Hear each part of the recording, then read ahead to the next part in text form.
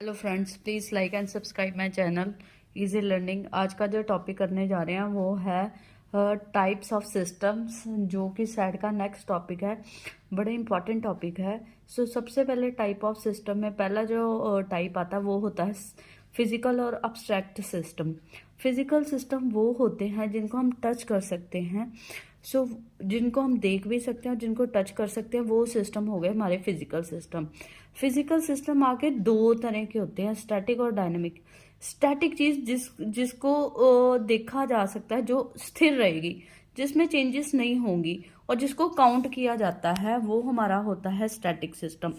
सबसे पहले जो आया सिस्टम स्टैटिक सिस्टम हुआ, इसकी बेस्ट एग्जांपल है हमारे पास टेबल एंड चेयर। और फिजिकल का ही दूसरा सिस्टम है जो है डायनेमिक, जिसको हम देख सकते हैं पर टच नहीं कर सकते। जिसमें चेंजेस आती रहती हैं टाइम टू टाइम। जैसे कि हमारा प्रोग्राम हो गया, डेटा हो गया, कोई इन्फॉर्मेशन होगी। प्रोग्राम को जितनी बार जैसे रन करेंगे, उसमें उतनी बार हम कोई इन्फॉर्मेशन एंटर करेंगे, अपने हिसाब से इनपुट देंगे और उसके हिसाब से ही उसकी आउटपुट होगी।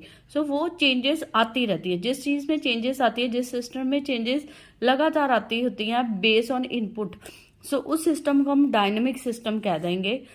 उसके बाद जो हमारा सिस्टम जो फिजिकल के साथ ही दूसरा सिस्टम आता है, उसको बोलते हैं अब्स्ट्रैक्ट सिस्टम।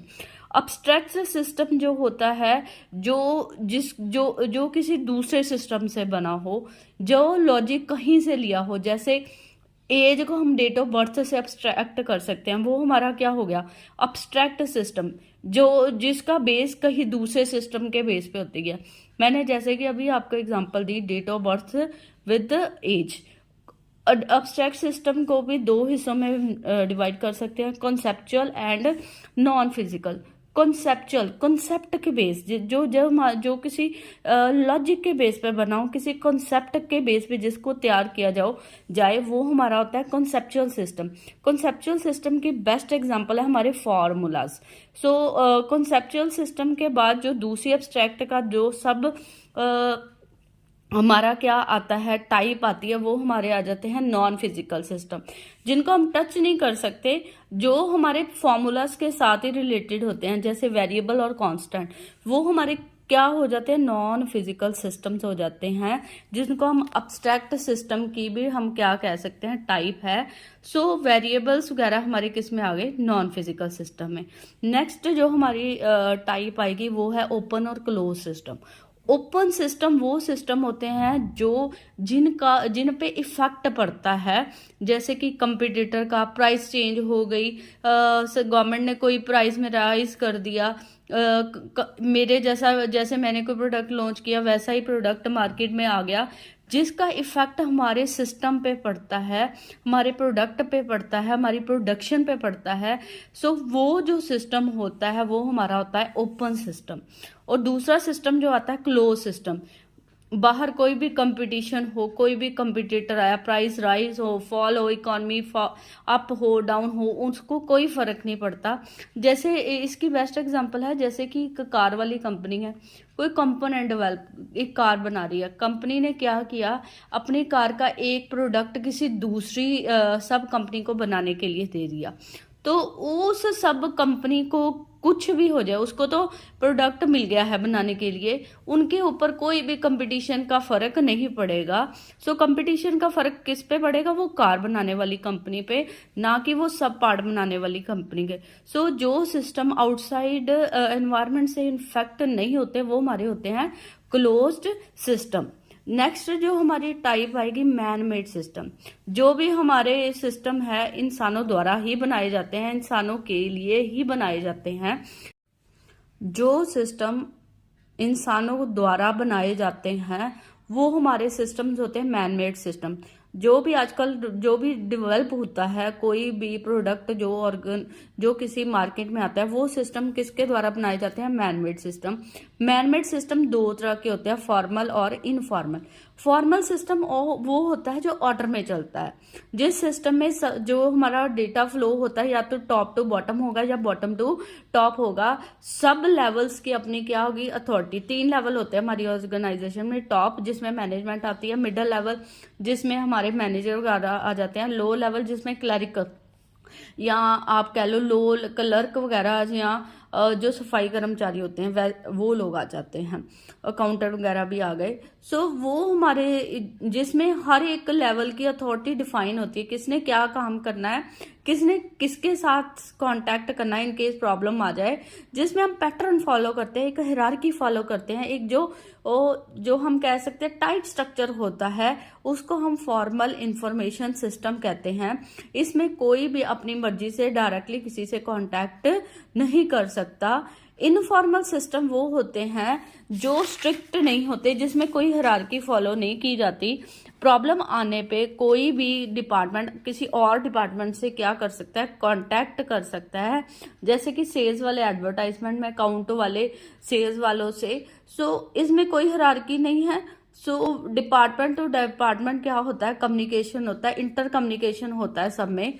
सो ये जो हमारी और होती है इस टाइप का सिस्टम को हम क्या कहते हैं, इस टाइप के जो लास्ट हमारा सिस्टम आएगा वो है computer based system. Computer based system वो सिस्टम होता है जिसमें कंप्यूटर हमें हेल्प करता है हमारी प्रॉब्लम्स को सॉल्व करने में, हमें कोई डिसीजन लेने में। सो कंप्यूटर बेस्ड सिस्टम में हमारे पास दो तरह के सिस्टम आ जाएंगे, management information system and DSS. Management information system वो होता है जो टॉप लेवल मैनेजमेंट को, लो लेवल मैनेजमेंट को या मिडिल लेवल मैनेजमेंट को उनके day to day wise working में हेल्प करता है।